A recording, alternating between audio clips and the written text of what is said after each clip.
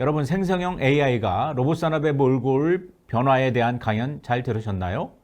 인공지능을 주제로 한 제3차 로봇 플러스 세미나 두 번째 시간에는 인공지능 로봇의 진화와 미래라는 주제로 미래상상연구소 이장우 박사님께서 해주시겠습니다. 인공지능 분야 국내 최고 권위자이며 미래상상 기술자인 AI 인공지능이 나하고 무슨 관계지의 저자 이장우 박사께서는 경영학 박사, 예술학 박사, 디자인학 박사를 갖고 계신 로봇 인문학자이기도 합니다. 2018년부터 중국 정부 초청 기조 강연을 시작으로 현재 100회 넘게 인공지능 강의를 해오고 계십니다. 인공지능 이후에 새로운 세상을 위한 준비로 휴머노이드 로봇과 휴머노이드 AI 연구와 강의를 하고 계신 이 박사님 강연을 청해 듣도록 하겠습니다. 안녕하세요. 반갑습니다. 미래 상상 기술자 이장우 박사입니다. 오늘은 저는 인공지능 로봇의 진화와 미래에 대해서 아주 간략하게 집중 있게 말씀을 드리고자 합니다, 여러분. 여러 가지 일을 하고 있습니다. 주로 인공지능 강의를 많이 하고 있고요. 요새는 로봇 인문학자로서 또 새로운 로봇 분야의 강의를 시작하고 있습니다, 여러분. 자, 우리 오늘 퀴즈 한번 해볼까요? 저도 깜짝 놀랐는데요. 과연 농업국가인 캄보디아, 우리나라보다 국민소득이 한 18분의 1 정도밖에 안 되는 캄보디아에도 로봇 회사나 공장이 있을까요? 제가 강의 때마다 이걸 물어보니까 5대5 확률이잖아요.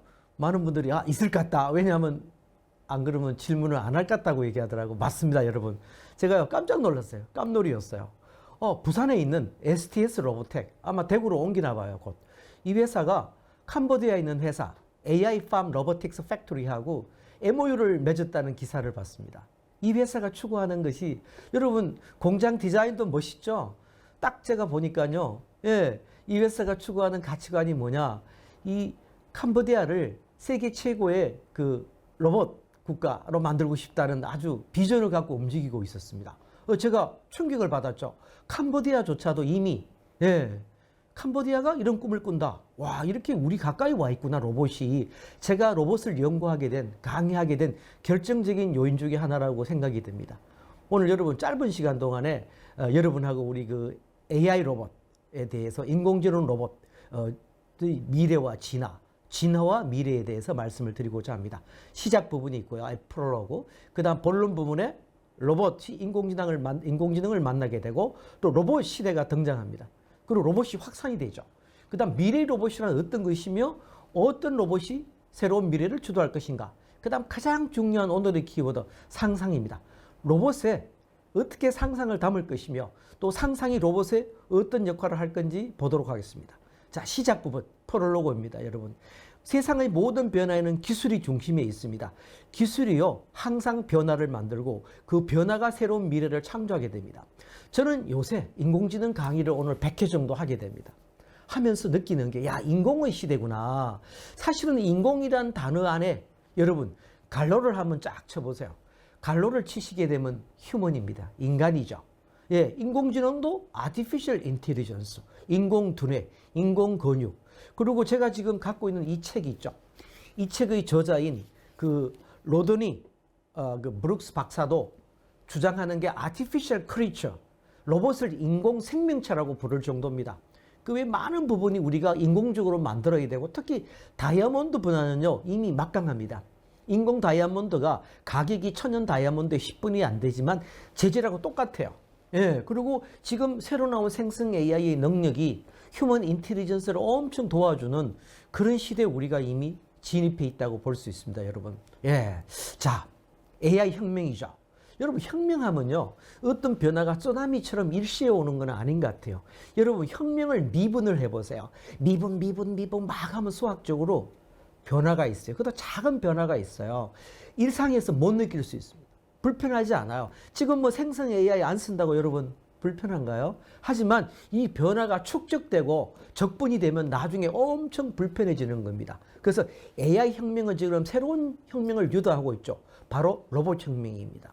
왜냐면요, 지금 생성 AI가 여러분 범용 기술의 중심에 선 거죠. 영어로 GPT를 다르게 해석하면요, General Purpose Technology입니다. 멀티모달이죠. 다 쓸 수 있어요. 텍스트도 되고 이미지도 되고 비디오도 되고 오디오, 보이스 다 되는 겁니다. 그래서 모든 산업에 영향을 미치는, 그래서 동시에 우리가 우리 산업을 재정의해야 되는 그런 순간에 와 있습니다. 특히 그 중에서도 제가 볼 때는 로봇 산업에 결정적인 영향을 미치게 됩니다. 그래서 이 LLM, 거대 언어 모델이 로봇에 영향을 미쳐 로봇 혁명이 일어나는데 더 이상 로봇은 우리하고 경쟁이냐 아니냐의 관점은 버려야 됩니다. 이제는 협력할 것이냐, 어디까지 동반할 것이냐, 이런 새로운 패러다임이 우리한테 필요하기 때문에 지금부터 우리가 로봇 혁명인데 AI 혁명하고는 좀 다릅니다. AI 혁명은 68년이 걸렸어요. 일반 AI, 머신러닝, 그 다음 딥러닝, 생성 AI, 챗GPT가 나오기까지 68년이 걸렸지만 로봇 혁명은 아직 그 순간까지는 못 온 거죠. 결정적인 순간까지. 이제 로봇 혁명은 밑에서 물이 막 펄펄 끓어올려서 지금 활화산이 되기 위해서 움직이는 시점에 있지 않나 생각이 됩니다. 드디어 로봇이 인공지능을 만나는 AI 로봇 시대가 시작됩니다. 자, 여러분 보시죠. AI 휴머노이드 로봇입니다. 그래서 기자회견을 합니다. 스위스에서 여러분 뭐를 아시나요? 제네바에서 2023년 7월 7일 날 기자회견을 해요. 여기는 우리가 아는 소피아, 홍콩의 그 핸슨 로보틱스의 소피아부터 다 등장해요. 아메카까지 영국에 뭐 등장해서 이런 말을 하는데 기자들이 아주 어려운 질문을 합니다. 너네들이 우리 일자리 뺏을 거지 하니까 아니라고 주장합니다. 예, 저도 여기에 공감합니다. 기존 일자리를 대체하지는 않을 겁니다. 인간이 하기 싫어하는 일, 인간이 혐오하는 일, 인간이 너무나 반복적이고 지루한 일을 위해서 인간에게 보조적인 역할을 하고 보완적인 역할을 할 것이라고 저는 생각합니다. 여기서 더 나아가서요. 우리나라에서 개발했어요. 예, 카이스트의 10년철 교수님 팀께서 파이봇이라고 탑건, 휴머노이드 파일럿이 등장하는 겁니다.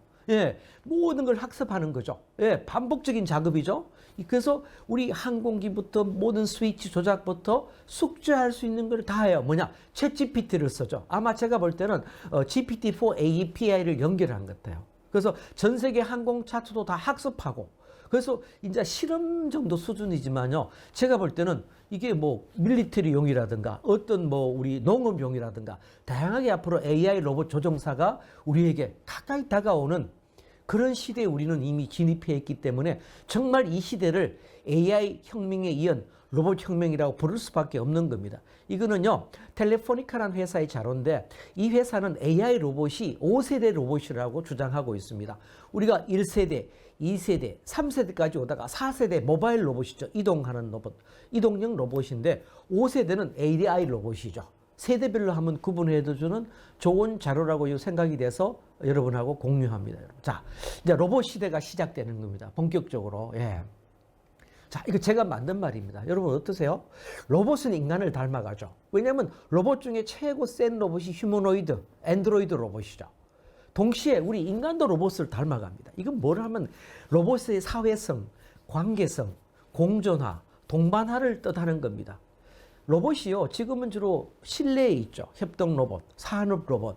이제 뭐 딜리버리 배달 로봇이나 서비스 로봇이 조금 나오기 시작하지만 아직까지 로봇은 실내에 갇혀져 있는 로봇인데요.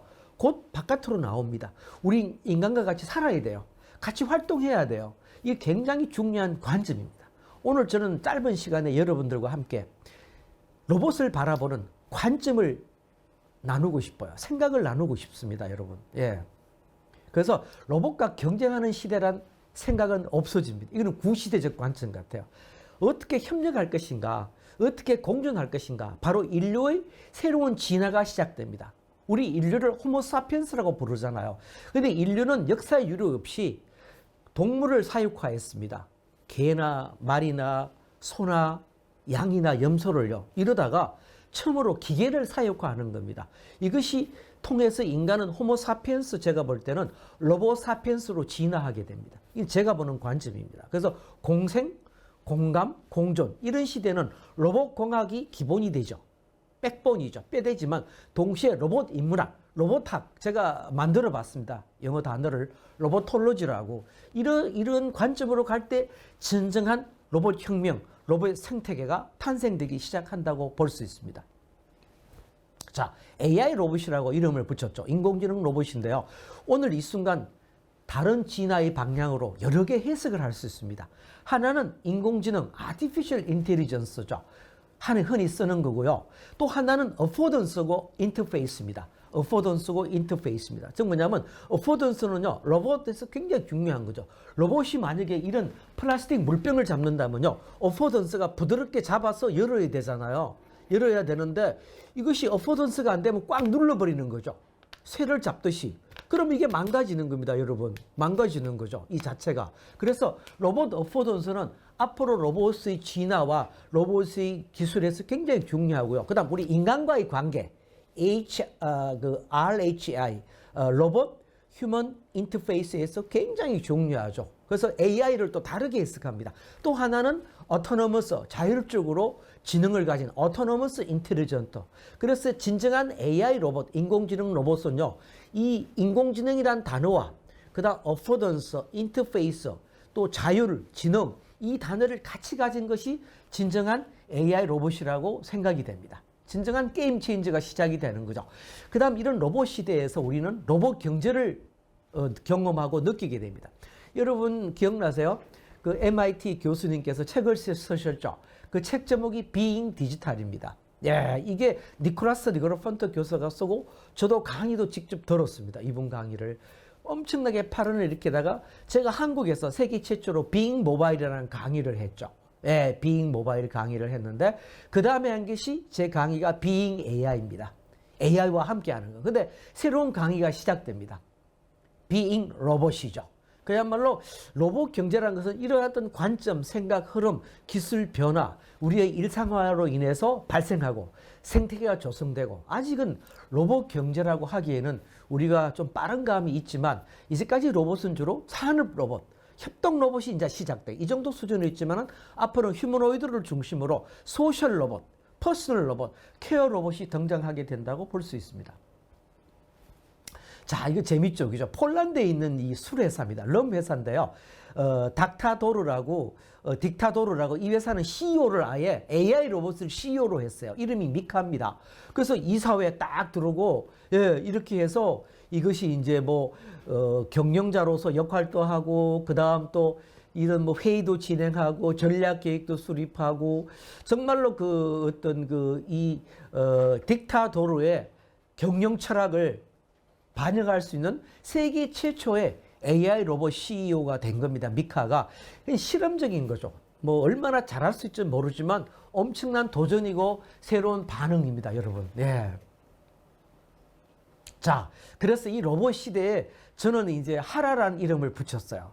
하라란 이름을 붙여갖고 이 하라가 무슨 뜻이냐? 하라는 그 그리스어로요, 즐거움, 재미, 뭐 좋은 거, 재밌는 거잖아요. 예, 그래서 이 그림은 다 제가 만든 그림입니다. 뭐냐면 로봇을 만들려면 돈이 많이 들어요. 휴머노이드를 만들려면 뭐 5억도 들고, 그 엔드로이드는 30억도 들고 100억짜리 로봇도 있더라고요. 개발하고 들어가는데 시간도 많이 걸리는데 저는 이걸 그림으로 스테이블 디퓨전으로 생성한 겁니다. 제가 이 로봇, 오늘 제 강의에 나오는 그 AI 로봇은 모두 다 제가 직접 그 생성 AI로 만든 로봇이 됩니다. 네, 그래서 그림 어떻습니까? 여러분 마음에 드세요? 스테이블 디퓨전, 이것이 생성 AI 시대 같아요. 제가 직접 로봇도 만들고 이렇게 할 수 있다는 것이, 그래서 제 이름도 미리 만들어 갖고 나중에 제 아바타 로봇이 생겼을 때 이름을 지어주기 위해서 미리 만들어 보았습니다. 자, 여러분, 로봇의 확산입니다. 로봇 시대에 이어서 로봇이 확산이 되는 거죠. 퍼져나가는 겁니다. 자, 우리가 있잖아요, 여러분. 로봇이란 단어를 딱 들었을 때 다들 다르게 생각하세요. 공장에 있는 분은 산업 로봇, 커피 만드는 분은 협동 로봇, BBQ 치킨에 있다면 그분은 협동 로봇으로 들을 겁니다. 농업에 있는 분은 농업 로봇, 의료, 닥터들은 뭐 인투이티브 서지컬처럼 수술하는 로봇, 교육, CS 하는 분, 커스터머 서비스, 군대, 배달하는 분, 서비스 로봇 다 다르잖아요. 개인 또 돌봄, 휴머노이드로 듣는 거 다 다르게 들어요. 그래서 이것이 바로 뭡니까? 혼돈이 아니에요, 이거는. 이건 산업이 왜 이러냐면요, 산업이 지금 확산의 단계에 있기 때문에 하나의 단어가 다양한 의미로 받아들여집니다.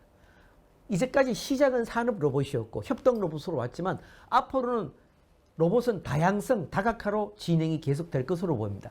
제가 로봇을 공부하고 연구하고 강의를 하면서요. 이 로봇 단어를 종류를 제가 적어봤어요. 이 종이 보이시죠? 제가 직접 메모한 겁니다. 계속 적고 있어요. 스왑 로봇, 퀀텀 로봇, 몰레큘러 콜라보레이션 로봇, 인텔리전트, 뭐 로봇 플라이부터 뭐 인더스트리얼, 뭐 컴패니언, 버스타일, 뉴로모픽, 하이브리드 없는 게 없어요. 예, 스테이셔너리부터 뭐 소프트 로봇부터 뭐 그야말로 엄청난 거죠. 예, 근데 앞으로 이거보다 더 많은 로봇 종류가 발생할 것 같아요. 이건 뭐라느냐? 그만큼 현재 로봇 세상이 로봇의 확산 단계에 있다는 것을 이런 개념적으로도 우리한테 지금 보여주고 있는 거죠. 이건 좋은 현상입니다. 엄청나게 좋은 현상입니다. 앞으로도 제가 볼 때 이 로봇은 다른 거하고 다르게 각 분야에 일하는 분들마다 다르게 받아들이는데 사회적으로 범사회적으로는 앞으로는 저는 로봇 하면 휴머노이드 로봇이 아닐까 제 개인적으로 생각이 됩니다. 자, 로봇화란 단어를 만들어 봤습니다. 저는 ROE라는 이름을 붙였어요. 로보타이제이션입니다. 지금 자, 공장에 생산하는 로봇을 산업용 로봇으로 정했죠. 그 다음 협동 로봇이라는 또 생겼죠. 의료용 생겼죠. 교육용 생겼죠. 뭐 스왑 로봇 생기죠. 그 다음 뭐 케어, 돌봄 로봇 생기죠. 분야마다 과연 앞으로 우리의 상상력, 앞으로 우리의 창의력은 로봇 공학자들이 할 일이죠. 인문학자들이 할 일이고 과연 무엇을 로봇화를 할 수 있을까?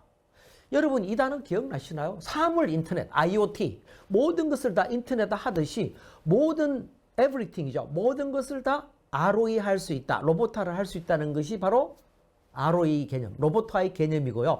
이것이 바로 우리 호모 사피엔스가 로봇 사피엔스로 진화하는 과정이 아닌가 생각되고 이 자체는 인간의 능력을 극대화하는 겁니다. 우리 호모 사피엔스가요. 도구를 만들어서 그것이 AI죠. 언어 도구죠. 인간의 능력이 극대화됐다면은 이제 이 AI를 품은 로봇이 또 한 번의 제2의 퀀텀 도약을 통해서 우리 능력을 초극대화할 수 있는 기회가 아닌가 생각이 됩니다. 자, 아까 제가 로봇의 1세대, 2세대 로봇, 5세대 로봇이 AI 그 로봇이 5세대 로봇이라고 텔레포니카 회사의 자료를 보여드렸습니다만은요. 산업적 관점에서 보면은 로봇은 이제까지 로봇 1.0 시대에 있었습니다. 이는 분류하는 학자마다 다른데 이는 그 미래 상상 기술자인 이장우 박사의 개인적인 주관적인 분류 방식입니다. AI 로봇이 로봇 2.0 이거는 산업 관점입니다. 여러분 기술 관점 아닙니다. 예. 그 3.0 로봇 3.0은 어떤 관점이냐? 로봇이 대량 생산되는 관점입니다. 이건 뭐냐면은 자 여러분 기억나세요? 그 옵티머스 테슬라의 그 일론 머스크가 발표한 옵티머스를 2027년 이전까지 연간 10,000대를 생산해서 공장에 투입하겠다. 테슬라 라인에. 그 다음 또 우리가 아는 애질리티 로보틱스가 DCC란 물류 로봇을 10,000대씩 생산하겠다. 그 다음 미국의 요새 신흥 로봇 강자죠. 스타트업이죠. 피규어가 피규어 제로원을 통해서 그 휴머노이드 로봇을 대량 생산해서 보급하겠다. 이런 것들은요. 앞으로 처음으로 그 협동 로봇이나 산업 로봇이 아닌 또 다른 정말 인간과 가까운 나하고 같이 생활할 수 있는 생활 로봇. 즉 휴머노이드 로봇이 대량 생산하는 첫 단계입니다. 이것이 바로 로봇 3.0 시대가 열리는 거죠. 예. 그 다음 로봇 4.0 시대는요. 제가 볼 때는 로봇의 데이터화입니다. 로봇이 움직이는 게 다 데이터잖아요. 우리나라도 이제 길거리 다니기 시작했죠. 법이 이제 통과돼 갖고 인도를 다닙니다. 예. 시범 구역이 없어졌어. 대한민국 전역을 다 다닐 수 있어요. 여기서 나오는 데이터가 관건입니다. 네. 그래서 그때가 로봇 생산 4.0 시대죠. 그래서 지금 볼 때 사실은 휴머노이드 로봇 기준으로 보면요. 주로 연구하는 학교의 랩, 학자, 이 연구실에서 생산하는 만드는 거는 제가 볼 때는 수공업 수준이에요. 한 대씩 만들고 이런 정밀 수공업이죠. 예, 아직은 어떤 경제성이라다 이런 게 없는 거죠. 단가도 너무 높기 때문에. 그래서 어떤 이 로봇의 대량 생산 시대가 로봇 3.0 시대의 큰 전환점이 아닌가 생각이 듭니다. 그래서 이름을 제가 만들어 봤어요. 그 RDM이라고요. 로봇 디자인 for Manufacturability. 뭐냐면 로봇을 디자인할 때 대량 생산을 염두에 두고 앞으로 디자인해야 되는 휴머노이드 로봇을 특히요. 그런 시대에 우리가 지금 온 것이라고 저는 보아집니다. 자, 그럼 미래는 어떻게 될 것인가? 미래의 로봇을 우리가 한번 보겠습니다. 자, 여러분, 제가 좋아하는 말입니다. 윌리엄 깁슨이죠. SF 작가죠. 미래는 이미 와 있다. 예, 그리고 The future is now. 미래는 지금이다. 제가 굉장히 좋아하는 문구입니다. 예, 지금 이미 와 있다는 뜻이죠. 로봇의 미래 지금 보면 알 수 있습니다. 우리 주위에 와 있는 거죠. 제가 이제 이 로봇을 또 공부하고 연구하다 보니까 생각이 난 것이, 야, 로봇의 미래를 보고 싶다면 SF 영화를 보면 됩니다. 여러분, 뭡니까? 닐 스티븐슨이 메타버스라는 단어를 처음 만들었어요.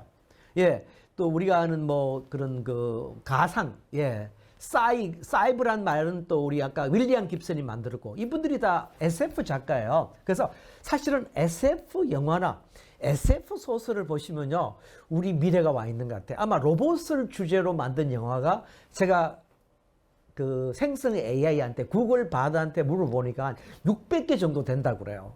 뭐 어쩌면 더 될 수도 있겠죠. 그래서 지금도 계속 나오고 있는 거죠. 거기에 저는 미래가 와 있다고 봅니다. 우리가 꿈꾸는 미래죠. 예, 꿈꾸는 미래가 와 있다. 그래서 미래는 여러분 말하잖아요. 예측하는 자의 것이 아니다. 미래는 만드는 자의 것이라는 겁니다. 예, 우리 같이 한번 만들어 가보시죠. 아이폰 순간 여러분 기억나십니까? 아이폰이 나오기 전과 후는 완전히 달라졌어요. 지금 우리가 하는 뭐 이커머스, 라이브 커머스 모든 거다. 검색, 우리가 하는 이 생성 AI, 챗GPT, 구글 바드, 스테이블 디퓨전 모든 것이요. 아이폰이 나왔기 때문에 가능한 거예요. 사실은. 그죠? 디지털 시대를 모바일로 옮겨준 진정한 혁명입니다. 그래서 우리는 이걸 아이폰 순간이라고 불러요. 아이폰 모먼트. 마찬가지로 우리 로봇도 이게 필요한 것 같아요. 로보틱 모먼트, 로봇의 순간이 필요하다고 봅니다. 저는 첫 번째 기회가 디짓이라든가 옵티머스, 디즈니, 스팟, 그 다음 아까 말씀드린 피규어 제로원, 이런 회사들이 대량 생산을 통해서 확 이게 뭔가 변곡점을 만들어낼 때, 이 변곡점은요, 경제성이 굉장히 중요합니다. 더 이상 연구실에서 로봇 하나 만들어 갖고는 경제성은 없는 거는 실험인 거, 연구인 거지, 큰 생태계를 키우는 거에 결정적인 역할을 하기는 어렵습니다. 그 다음 접근성이죠. 아직 대중이 로봇을 뭐 어떤 전시장이라든가 이렇게 공항에서 뭐 재미삼아 한두 번 해보는 거지 일상으로는 어렵거든요. 근데 여러분 엘리큐라고 로봇 들어보셨나요? 돌봄 로봇. 휴머노이드인데요. 상체 부분뿐이에요. 사이즈도 작아요.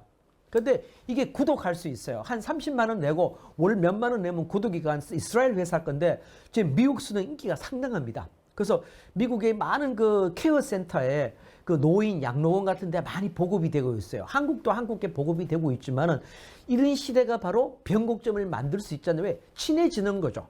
과연 지금 우리나라도 이제 배민이라든가 KT의 그 배달 로봇이 곧 거리를 막 돌아다니겠지만 우리가 친숙하냐는 거죠. 그런 로봇과 친숙하지 않은 거예요. 예, 이 접근성, 서로 인터페이스, 유용성이 부닥쳐야 되는 거거든요. 이것이 진정한 로보틱의 순간이 아닌가 생각되고, 앞으로 볼 때 제가 그 5가지 로봇 산업에서 중요한 트렌드를 보면요. 첫 번째가 휴머노이드예요. 저는 휴머노이드 주창자입니다. 엔드로이드들은 인간과 너무 흡사해서 소피아나 아미카처럼 이거는 뭐 엔터테인용이나 좀 보여주기 식이죠. 비용도 너무 몇십억씩 들어가고요. 그 다음 센티언트입니다. 센티언트 로봇은요, 지각이 있고 감각이 있는 인간 같은 로봇이죠. 그 다음 스왑형, 그 다음 소프트형, 그 다음 인지형, 그 다음 아바타, 소셜, 그 다음 외골격이라고 그래서 지금 바이오닉 맨이잖아요. 뭐 수족 같은 거 달고 우리가 내가 신발을 신거나 백본을 둘러매면 입으면 그 엑소스켈리턴을 외골격 로봇을 입으면 내가 힘을 더 발휘할 수 있는 거죠. 이런 것들이 미래의 새로운 트렌드로 지금 움직인다고 봅니다. 그 다음 중요한 게 과연 로봇의 폼팩트는 어떻게 될 것인가, 형태는. 그래서 인간형이 있고 소셜형이 있고 변형형이 있고 미션형, 업무를 주는 것, 사이보그형, 외골격처럼. 그 다음 자연형, 우리나라 상백킴 교수님이 MIT에서 이거 연구 많이 하시죠. 바이오 인스파이어드 된 로봇. 그 다음 극한형, 우주나 심해. 그 다음 SF 영화처럼 그 우리 캐릭터 하는 형 또 있죠. 디즈니가 주로 만드는, 디즈니 로봇 예술입니다. 저는 볼 때 디즈니가 세계 3대 로봇 회사에 들어간다고 보고요. 어떤 면에서는 보스턴 다이내믹스보다 더 위에 있는 것 같아요. 제 관점입니다. 그 다음 상상력, 이제까지 나오지 않은 이런 여러 가지 다양한 폼팩트로 진화하고 있다고 보고요. 그다음 이슈는 지금은 주로 우리가 그 엣지가 많죠. 그 로봇 안에 다 칩을 박아갖고 온 디바이스로 인베디드 하는 그런 그 알고리즘으로 돌아가지만 클라우드도 지금 쓰죠. 왜냐하면 GPT-4 때문에 API를 연결해서 문제는 레이턴스입니다. 느려지는 거죠. 속도가 만에 하나 그게 트래픽이 많이 발생하면은 내가 말을 했는데 답은 로봇이 늦게 나오거나 내 말을 늦게 알아듣죠. 예, 그래서 많은 개선이 필요하고 제가 볼 때는 하이브리드형이 괜찮을 것 같아요. 자동차처럼 그 디바이스에 로봇에다가 인베디드 내장을 시키고 동시에 하이 클라우드와 연결해서 그 API를 연결하는 거죠. GPT-4라든가 뭐 구글 그 람다 같은 거를 연결해서 얼마든지 쓸 수 있는 거죠. 자, 이것도 지금 대립 상태입니다. 어느 회사 이길지 보겠습니다. 하나는 휴머노이드형이고요. 하나는 인간 중심형입니다. 비슷하지만 다르죠. 휴머노이드는 그야말로 인간의 뇌 골격을 흉내를 낸 그런 옵티무스라든가 그런 형태고요. 그 인간 중심은 거기가 애질리티 로보틱스의 철학입니다. 뭐냐면 꼭 같을 수가 있느냐? 그냥 인간에게 도움이 되면 된다는 이런 형태로 가는 거죠. 이쪽 편에 왼쪽에 휴머노이드 쪽에 속하는 회사가 옵티무스고, 그 다음 이제 피규어 쪽이고요.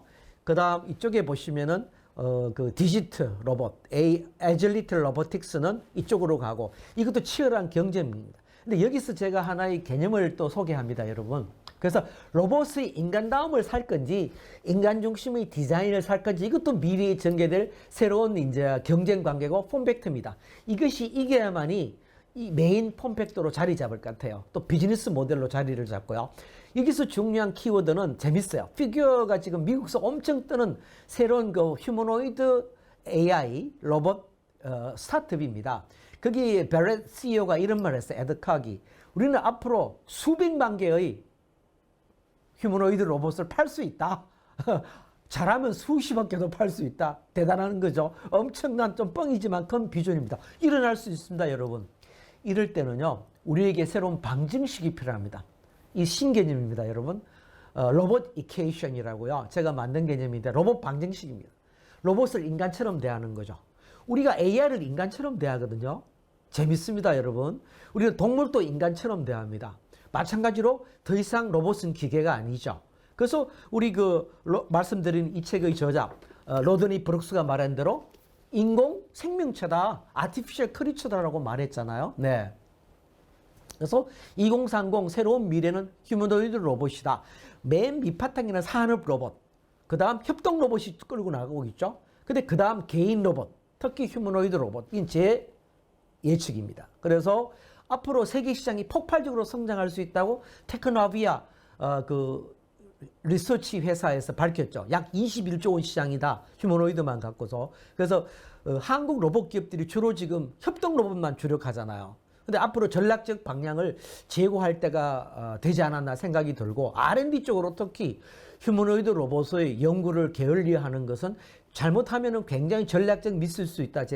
제 생각이 듭니다. 그리고 중국 정부가 휴머노이드 시장을 선도하겠다. 이 전략을 지금 발표했어요. 투자를 하겠다는 거예요. 그래서 휴머노이드 로봇 전략은 우리나라에서도 한국 정부에서도 이제는 협동 로봇에 대한 지원보다는 휴머노이드 로봇 쪽으로 많이 지원할 필요가 있지 않느냐 생각이 듭니다. 자, 로봇의 상상을 담는 시간입니다, 여러분. 여러분, 기술과 상상은요, 일란성 쌍둥이죠. 상상이 없는 기술은 기술이 아닙니다. 그건 기능적인 거예요. 누구나 할 수 있습니다. 기술에 상상을 달아야 날개가 달리고 큰 새로운 생태계를 만들고 새로운 미래를 그려나갈 수 있습니다. 저는 이런 단어를 만들어 봤어요. X란 단어 좋아하는 사람 아시죠? 일론 머스크. 저는요, 미래 로봇을 X 로봇으로 정의를 내려봤습니다. 이거는 특정한 어떤 뭐 휴머노이드다, 그 다음 뭐 우리가 하는 스왑 로봇이다, 소프트 로봇이다, 이런 스테이셔너리 로봇이다, 이런 걸로 한정 지을 필요 없다. 현재의 로봇을 뛰어넘어서 새로운 종류의 모든 기술을 포괄적으로 실험 정신과 미래를 포함해서요, 새로운 우리가 도전하는 모든 로봇을 X 로봇으로 한번 정의를 내려봤습니다. 미지의 세계죠. 그 X는 3U로 볼 수 있죠. 전례 없는 unprecedented, 그 다음 unknown, 미지의, unimagined, 아직 상상해보지 않은, 그야말로 이 로봇은요, learn, 배우고, adapt, 적응하고, 그 다음 성장하는 거죠. LAG 모델입니다. 렉 모델입니다. 이것이 진정한 자율 로봇이 되는 거죠.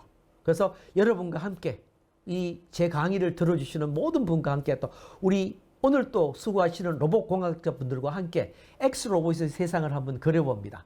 자, 그 다음 또 필요한 게요. 소프트웨어 주도 로봇입니다. 이거는 제가 일론 머스크는 현재 자동차 쪽에서 유행하는 것이 뭐냐면 소프트웨어 defined vehicle이라고 자동차는 더 이상 하드웨어가 아니다.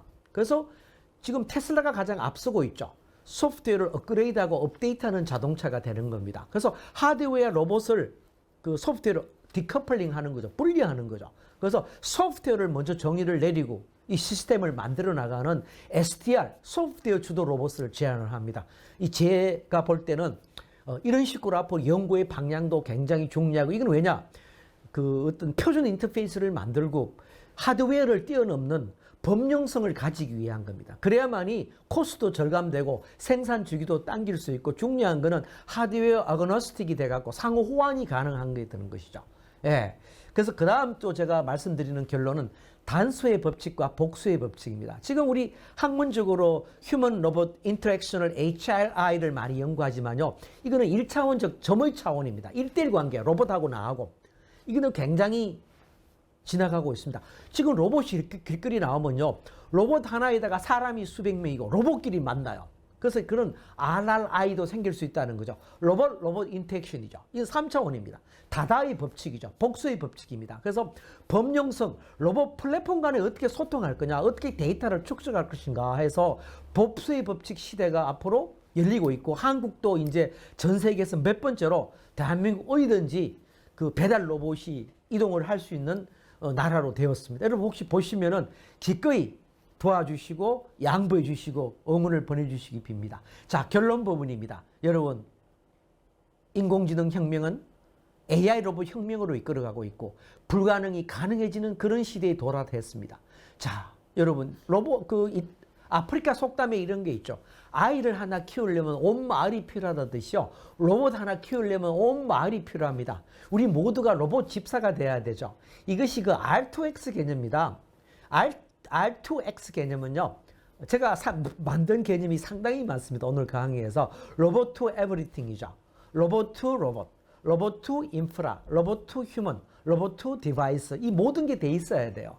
우리 정말 준비되어 있는가? 준비하고 있는가? 지금 우리나라도 이제 배달 로봇이 인도를 다닐 수 있어서 나오기 있지만 그냥 우리는 준비되어 있는가? 제가 이게 보니까 뭐 유튜브를 보니까 그냥 로봇 파킹 장소만 딱 하나 그림으로 있더라고요. 우리 자동차가 다녀도 표지판이 있고 비행기가 날아가도 전부 식별하고 관제소가 있잖아요. 그래서 저는 앞으로 이런 새로운 로봇이 도시를 다닐 수 있도록 스마트 시티에서 인텔리전트 시티로 지능화 도시로 변해야 됩니다. 지능화 도시는 뭐냐? 제가 보는 지능화 도시는요. 로봇과 공존할 수 있고 로봇과 함께 살아가는 새로운 마을이 탄생하는 겁니다. 그래서 교통 표지판, 도로 표지판, 도로 규칙, 디지털 정보, QR코드 등등이 로봇이 이렇게 잘 다닐 수 있도록 호환적인 도시가 돼야 된다고 저는 생각이 됩니다. 저는 로봇 인문학자로서 로봇 전도사로서 인공지능 전도사로서 이제 강의가 본격적으로 시작되었습니다. 제 철학은 하나입니다. 여러분과 나누고 싶습니다. 로봇은 경쟁의 대상이 아니라 나의 동반자이고 내 미래에 공존할 나와 같은 인공 생명체이다라는 생각이 듭니다. 여러분 함께 해주실 거죠? 자, 마지막 결론을 내리겠습니다. 여러분, 로봇 기계가 아니죠. 기계에서 시작했지만 이제 더 이상 로봇을 기계라는 단어만으로 가둘 수 없다. 우리 생각과 관점을 바꿔야 하는 거죠. 이것이 로봇 인문학자 이장우 박사의 사명이고 저와 함께 해주시는 여러분들의 새로운 사명이라고 저는 생각합니다. 자, 로봇 더 이상 기계라는 단어에 갖추지 말고 우리와 함께 생활하고 같이 일하는 새로운 미래의 파트너로 생각해 주시기를 빌겠습니다. 여러분 오늘 재밌으셨나요? 마치겠습니다. 대단히 감사합니다.